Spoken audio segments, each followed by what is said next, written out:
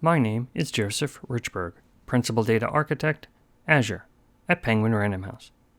Today, we're going to learn how to move blobs between Azure storage accounts using Azure Function Apps.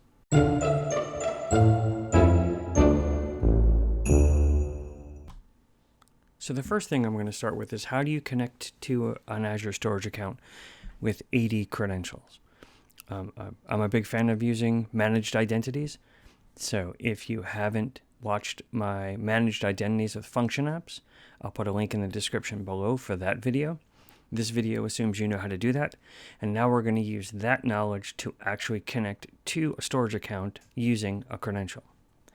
So when you move between storage accounts, there is a caveat that says you can only use managed identities for one of the two storage accounts. So in this case, our destination is our managed identity storage account, right? So you have two storage accounts. You have to pick one of them to be accessed via managed identity, and the other one is going to be accessed by an SAS token. So in this case, our destination is being managed by Active Directory and managed identities, and our source is going to have an SAS token. So everything is done by a block blob. So in this case, you'll see we have a block blob client, and it takes two parameters. It takes the destination, which I'll go over, and then the access. And the access is by managed identity, and it's very simple. Once you set up your function app, this is all you need. You simply call new default Azure credential, and that will go out and give you a new credential. Works beautifully. Simple. That's the first piece of this. The second piece is the source, which is going to be an SAS token. And so that's a little different. Here you can see that the URI is the destination plus the path plus the file name. So destination would be the destination storage account, then the path within the account, and then the file name. The source is going to be a source URI, which basically contains all of this information, however you want to break it up. And then you add the SAS token. And then here, it's true, which is basically just, do I want to override? So again, the difference is you have these two pieces here make up the destination, which is managed. But the source doesn't have that. The source kind of throws everything together, and you create a new URI by passing in the source URI, which everyone has seen, plus the SAS token. So it's simple, but just keep in mind, one is going to be SAS, one is going to be managed identity. Then I need to do some manipulation.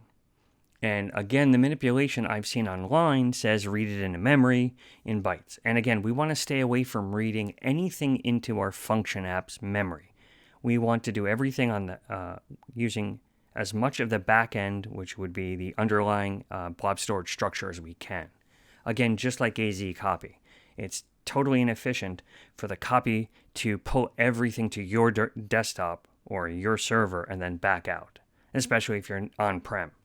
So I'm going to scroll down to this function, which is slightly down here. Okay, so here we are.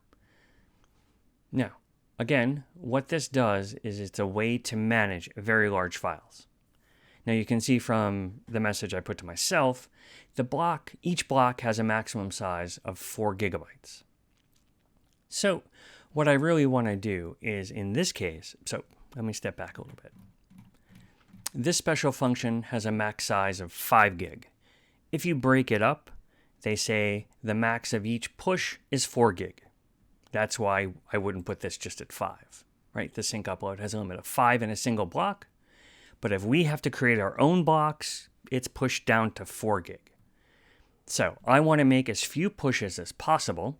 So right now, my step is always going to be 4 gigabytes. And what I do is I break the size of the file, right? I pass in the size of the file, and I divide that by 4. It's in bytes, and I divide that by 4 billion.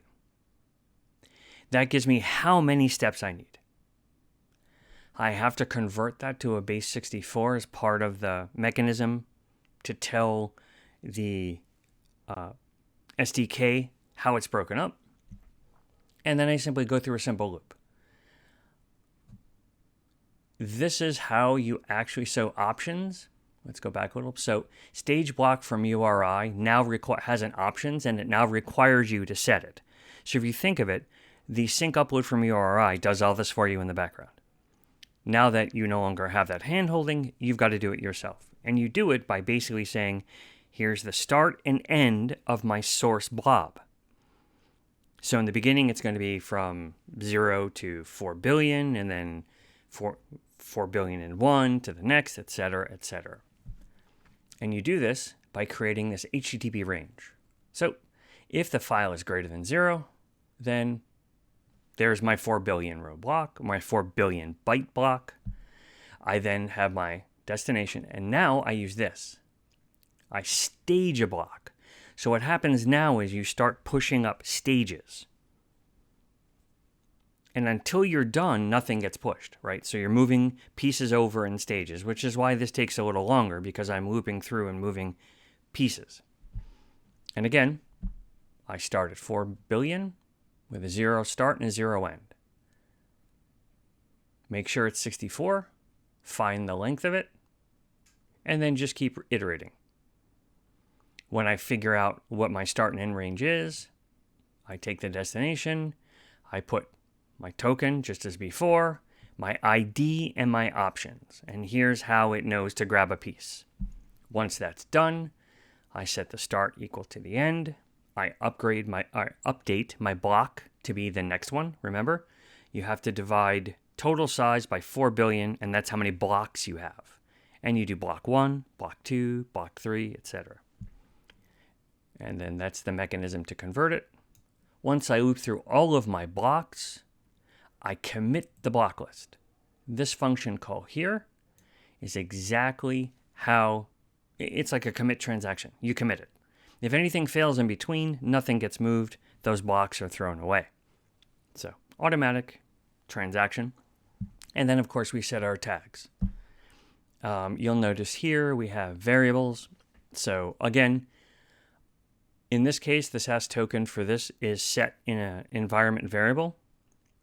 What I'm currently working on, which I may do another video of, is how to get SAS tokens from the Azure Key Vault. I don't like keeping tokens or passwords inside the app. Now, granted, they're in system variables, which are more secure, I guess, than keeping them in your code. Because if I push my code up, as long as I don't push up my system variables, you won't see it. But again, I don't like having any of that. If only for the fact of in the future, if they decide to say, okay, everyone has to change passwords or change tokens, well, now you've got to go through all your code. You've got to test it again. Can't just promote it. And that causes issues. So again, this is the code that you're going to use if your blob is greater than 5 gigabytes, greater than or equal to. If not, let me scroll back up. It's very simple. It's this code right here. Hope this was informative. And again, the purpose of this was to take all of these pieces that I found in disparate sites and documents into one cohesive location that you can use to move blobs around within your Azure functions and within your applications. Again, if you found this to be useful, please like and subscribe.